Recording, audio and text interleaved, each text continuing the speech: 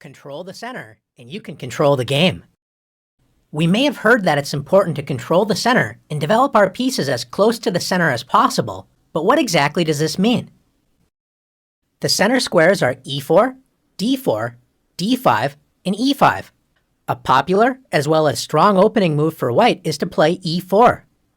White moves a pawn directly in the center, controlling the d5 and f5 squares in black's territory, and it also opens up lines for white's light-squared bishop and queen to quickly enter the game. A good response for black is to play the same move, e5. By controlling the center, both sides prevent enemy pawns from entering their territory. If white tries to force two pawns in the center with d4, threatening black's pawn on e5, it's important for black to break up white's pawn center with e takes d4. When white's dreams of taking over the center with pawns have been shattered, so black should not have any serious problems in the opening. Is the center really that important to control? What happens if black wants to move pawns on the edge of the board, such as a6? Pawn moves are important when they can control key squares, especially in the center, and when they open up lines for pieces to enter the game.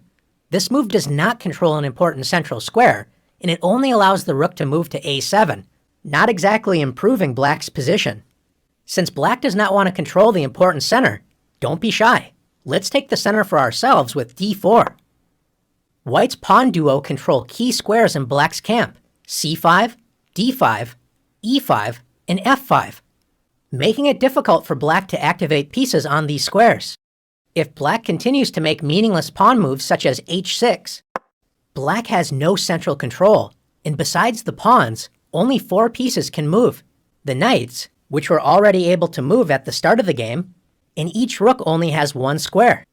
Not a good start to the game for black. White's pieces, on the other hand, enjoy great freedom. White's queen and 2 bishops enjoy open lines, and white's knights are ready to jump into the game with a move like knight f3. What happens if black wakes up from a deep sleep and decides to start developing pieces toward the center with knight to c6?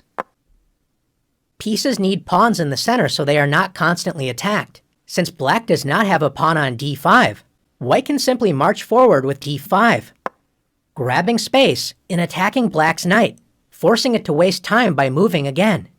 Black should admit the mistake and retreat the knight, but instead decides to move the knight to the edge of the board with knight a5. Most pieces do not like being on the edge of the board, and the knight is especially weak as it only controls 4 squares. Compare this to white's knight on f3. It controls 8 total squares, twice as many squares as black's knight on a5 controls. More importantly, black's knight doesn't have any safe squares, so white can attack this poorly placed piece with b4. If black does nothing, white will simply win a piece. So after knight c4, black's knight has already moved 3 times, and white can now develop a piece and win the knight with bishop takes c4. Black is in serious trouble, but should at least try to prevent white's central pawns from advancing with d6. Instead, black plays knight f6. Knights love to be close to the center of the board, but you have to prevent enemy pawns from attacking them. Since black has not controlled the center with pawns, how can white gain space and attack black's knight? That's right, once again by advancing a center pawn with e5. Black should once again retreat the knight, admitting another mistake, but decides to lunge forward with knight g4. Notice most of black's escape squares are controlled by pawns. Even black's pawn on h6 prevents a potential knight retreat. How can white win more material? If you found h3, nice work. If black takes the e5 pawn, white simply captures it with the knight on f3. If black plays knight takes f2, at least grabbing a pawn before losing the knight, white should not be afraid to move the king. Let's win material with king takes f2. By controlling the center with pawns and actively developing pieces toward the center, white took advantage of black's careless play and is simply up 2 pieces with an excellent position. Now it's time to practice taking over the center in the challenges.